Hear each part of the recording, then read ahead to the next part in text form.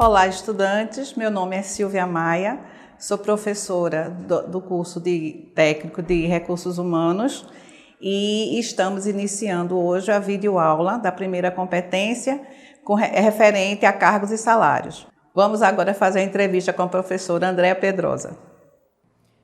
Olá, estamos iniciando essa nova tarefa. É com muito prazer que nós vamos falar sobre esse assunto. Eu já trabalho há 30 anos nessa área. É uma área muito peculiar, muito detalhista. Precisamos que vocês tenham bastante consideração, bastante detalhamento nesses estudos, porque ela envolve todas as áreas da organização. Eu sou psicóloga de formação, como Silvia, e decidimos conversar para que vocês possam entender de uma maneira muito prática e muito tranquila tudo o que concerne a essa nossa área de cargos e salários. Isso. Andréa, qual seria a importância da implantação de cargos e salários dentro das organizações? Todas as empresas prescindem de uma remuneração, que a Venato, como vocês já estudaram, falam muito dessa questão da recompensa.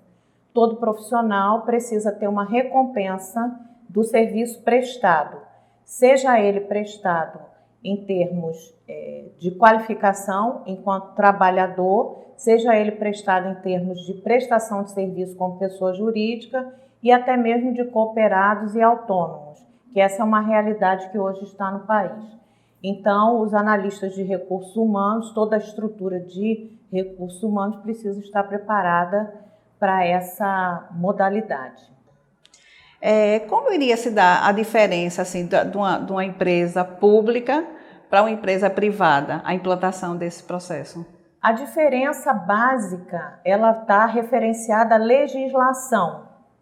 Tudo o que se possa fazer em termos legais vai ser feito tanto na empresa pública quanto na empresa privada.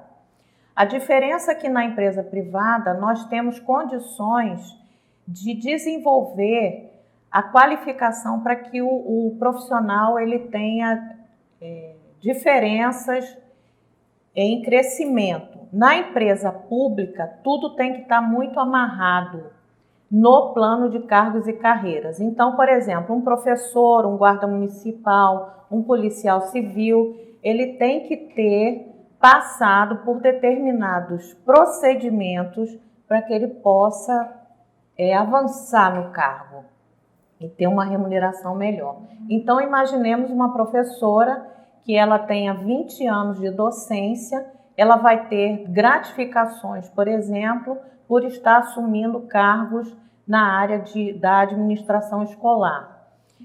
Na área privada, nós não precisaríamos ter alguns elementos como nós temos na área pública.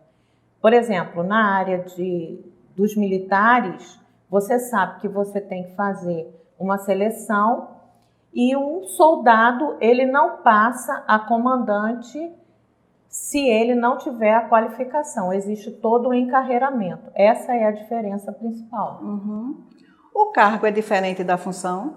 É, totalmente diferente. Qual seria essa diferença? As funções, elas são, na verdade, as qualificações daquilo que o sujeito vai fazer, que ele vai praticar no dia a dia. Por exemplo, nós somos professoras.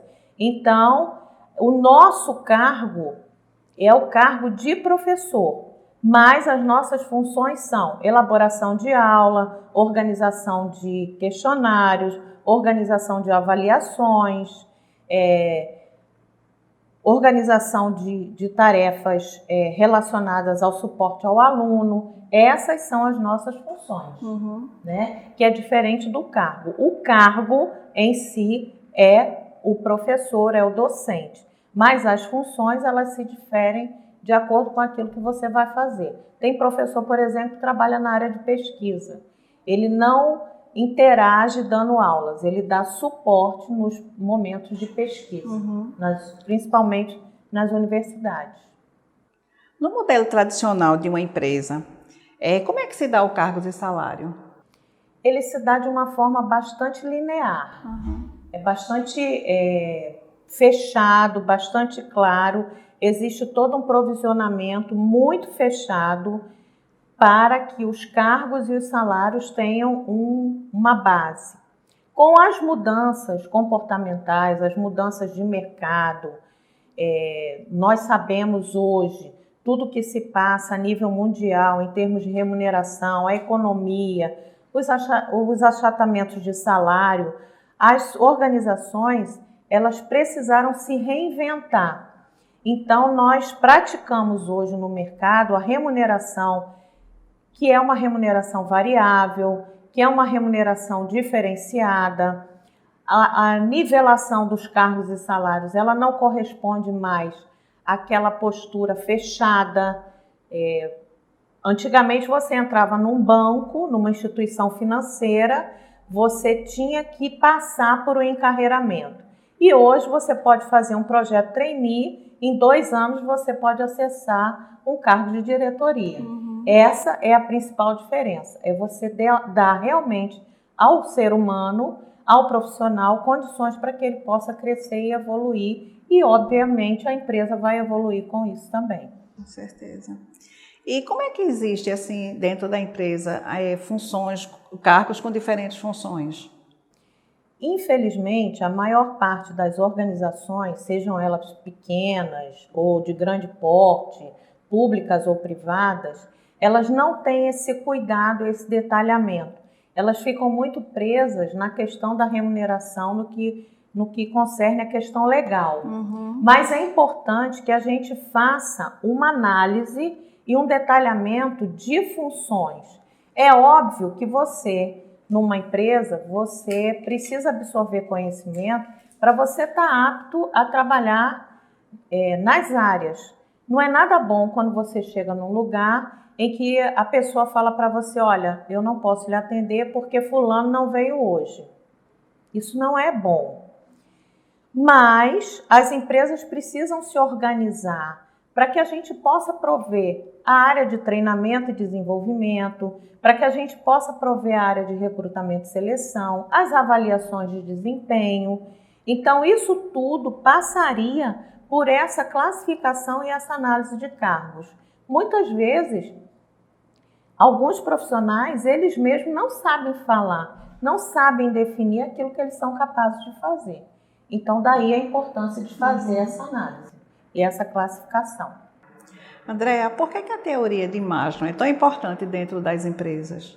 Então, Maslow, ele categorizou, né, ele nos demonstrou que existe uma categorização que é muito necessária para que a gente possa imputar às pessoas, profissionais e pessoas em geral, as suas necessidades. Então, por exemplo, uma família, né, hoje, que tem um profissional trabalhando no município distante, a 50 quilômetros do centro da região metropolitana do Recife. Essa família, ela fica preocupada com o deslocamento desse profissional. Maslow fala disso quando ele fala da segurança. É importante que o provedor dessa família, ele saia e entre em casa em segurança, que ele traga a sua remuneração, que ele trabalhe em paz, que ele consiga desenvolver bem o seu trabalho, que ele tenha condições, quando Maslow fala das condições higiênicas, que ele tenha condições de ter uma boa alimentação, que ele tenha condições de acesso a um lugar, a um ambiente refrigerado, a um ambiente seguro, né? Que ele tenha condições de fazer suas necessidades fisiológicas. Eu, Silvia, tive a infelicidade de ter atuado numa empresa de varejo no estado do Rio de Janeiro e na entrevista de desligamento uma caixa estava pedindo demissão porque ela tomava remédio controlado, ela precisava por conta da pressão alta e ela não podia sair do caixa para urinar. Isso é muito grave. Isso é muito grave. A teoria é clara. E a prática também. As pessoas precisam ter condições de ter uma vida digna. E não era digno não deixar essa moça sair para fazer sua necessidade fisiológica. Isso é o básico. A gente não precisa fazer pós-graduação para entender isso, né? Andréa, quais os exemplos você pode dar da área pública com relação ao cargo de salário? Olha, nós temos acesso a várias empresas públicas e de capital misto que elas fazem um excelente trabalho na área de cargos, salários e remuneração. Por exemplo, uma das tarefas que nós temos ao longo da competência é trabalhar em cima do case dos Correios. Os Correios têm uma excelente qualificação na área de cargos e salários, inclusive na região metropolitana do Recife há alguns anos, os trabalhadores fizeram greve pleiteando mudanças na área de saúde, porque eles acatavam que tinham um bom salário, acatavam que tinham boas condições de trabalho, mas eles não estavam satisfeitos com a prestação de serviço na área de saúde. Eles queriam melhora. E quando a gente fala em cargos e salários, a gente fala em remuneração, não é o só salário, não é só o dinheiro que a pessoa leva para casa no final do mês. Na verdade, ela tem toda uma contextualização de saúde, de segurança, né? E a interferência de uma colocação como essa, de você ter um bom plano de saúde, ela é fundamental, né? Principalmente para esse quadro econômico que a gente passa pelo país hoje. E nesse momento de crise, como isso pode interferir diante das empresas? Interfere completamente. Por exemplo, no caso da Petrobras, nós temos um caso bem específico, bem contemporâneo. A Petrobras ela tem um plano, né, de participação em lucros. Todos os profissionais eles estão habilitados a receber esse plano. E por um erro estratégico do RH, em determinado momento, esse repasse não foi feito aos profissionais. Qual é a decorrência disso? Existe já uma demanda judicial, os trabalhadores estão pleiteando essa equiparação, esse pagamento do plano que não foi pago, de participação em lucros, e as pessoas vão receber um dinheiro muito grande por um erro que poderia ter sido visto e ter sido reabilitado na época. Isso impacta claramente na economia. Um outro caso é que nós temos o salário mínimo vigente no país. Vários estados têm salários diferentes, isso é uma questão legal. E aí, infelizmente, algumas empresas usam do subterfúgio de pagar aos seus colaboradores pelo menor valor, que é o valor de salário mínimo. Isso acaba influenciando na economia, porque se a economia não é ventilada com a remuneração dos trabalhadores, o seu José da padaria ele não vai ter a remuneração dele, né? A pessoa que faz a escolinha do bairro, ela não vai ter condições de crescimento. Então, os salários, as remunerações, elas operam muito dentro dessa qualificação da economia do mercado. Ok, obrigada, Andréa, por tua participação. Estamos concluindo agora a competência 1, com essa rica entrevista que a Andréa nos proporcionou. E estamos pedindo a vocês, estudantes, por gentileza, que participem do AVA, façam suas questões nos desafios. Os vídeos estão riquíssimos em detalhes. E, por gentileza, gostaríamos que você tivesse uma participação extremamente ativa no dia a dia. Tem que mexer em alguma coisa? Participem dos fóruns. Nós temos uma equipe de professores altamente habilitados, pessoas de mercado, pessoas atuantes realmente na área de recursos humanos. É muito importante para nós o feedback de vocês, dar atenção a vocês, conversar com vocês na aula virtual, nos fóruns, nos desafios, e estamos aqui para dar a vocês o nosso melhor. Esperamos vocês e agradecemos. Muita paz e sucesso. Obrigada a todos.